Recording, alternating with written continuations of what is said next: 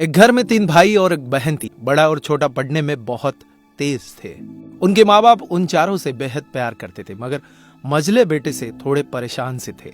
बड़ा बेटा पढ़ लिख कर डॉक्टर बन गया, छोटा भी पढ़ लिख कर इंजीनियर बन गया, मगर मझला बिल्कुल आवारा और गवार बन के ही रह गया। सबकी शादी हो गई। बहन और मझले को छोड़ दोनों भाइयों ने लव मैरिज की थी। बहन की शादी भी अच्छे घराने में हुई थी। आखिर भाई सब डॉक्टर इंजीनियर जो थे। अब मझले को कोई लड़की नहीं मिल रही थी। पिताजी भी बहुत परेशान थे और माँ भी।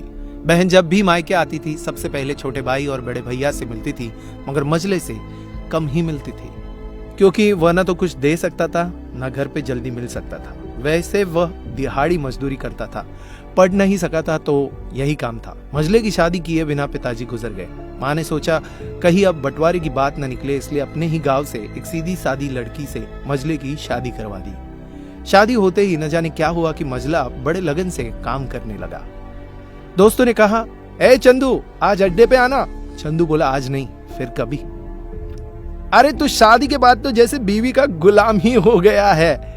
अरे ऐसी बात नहीं है, कल मैं अकेला एक पेट था तो अपनी रोटी अपने हिस्से से कमा लेता था, लेकिन अभी बात कुछ अलग है, क्योंकि अब 2 पेट है, कल और होगा। घर वाले नालायक कहते थे, चलता था, मगर मेरी पत्नी मुझे कभी नालायक कहे तो मेरी मर्दानगी पर एक बद्दी गाली है, क्योंकि एक पत्नी के लिए उसका पति उसका घमंड, इज्जत और उम्मीद होता है। उसके घर वालों ने भी तो मुझ पर भरोसा करके ही अपनी बेटी दी होगी, फिर उनका भरोसा मैं कैसे तोड़ सकता हूँ। कॉलेज में नौकरी की डिग्री मिलती है और ऐसे संस्कार माँ से मिलते हैं। इधर घर पे बड़ा और छोटा भाई और उनकी पत्नियां मिलकर आपस में फैसला करते हैं कि जायदाद का बंटवारा हो जाए, क्योंकि हम दोनों लाखों कमाते हैं मगर मझला ना के बराबर कमाता है। ऐसा नहीं होगा। माँ के लाख मना करने पर भी बंटवारे की तारीख तय होती है। बहन भी आ जाती है, मगर चंदू है कि काम पे निकलने के लिए बाहर आता है। उसके दोनों भाई उसको पकड़कर भीतर लाकर बोलते हैं कि आज तो रुक जा, बंटवारा कर ही लेते हैं।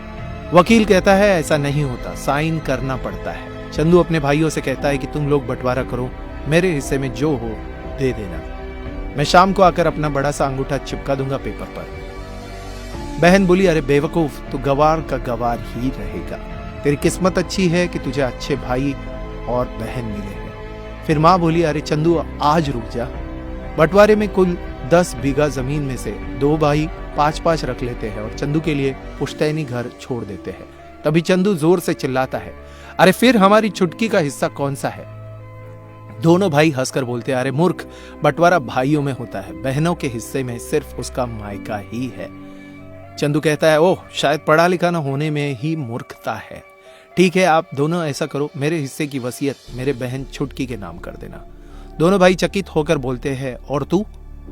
चंदू माँ की ओर देखकर मुस्कुराते हुए बोलता है, मेरे हिस्से में माँ है ना, उसको मैं संभाल लूंगा। फिर अपनी बीवी की ओर देखकर बोलता है मुस्कुरा के, क्यों चांदनी जी, क्या मैंने गलत कहा? चांदनी अपनी सास से लिपट कर कहती है, इससे बड़ी वसीयत क्या होगी मेरे लिए, कि मुझे माँ जैसी सासू मिली और बाप जैसा ख्याल रखने वाला पति। बस यही शब्द थे जिन्होंने बंटवारे को सन्नाटे में बदल दिया।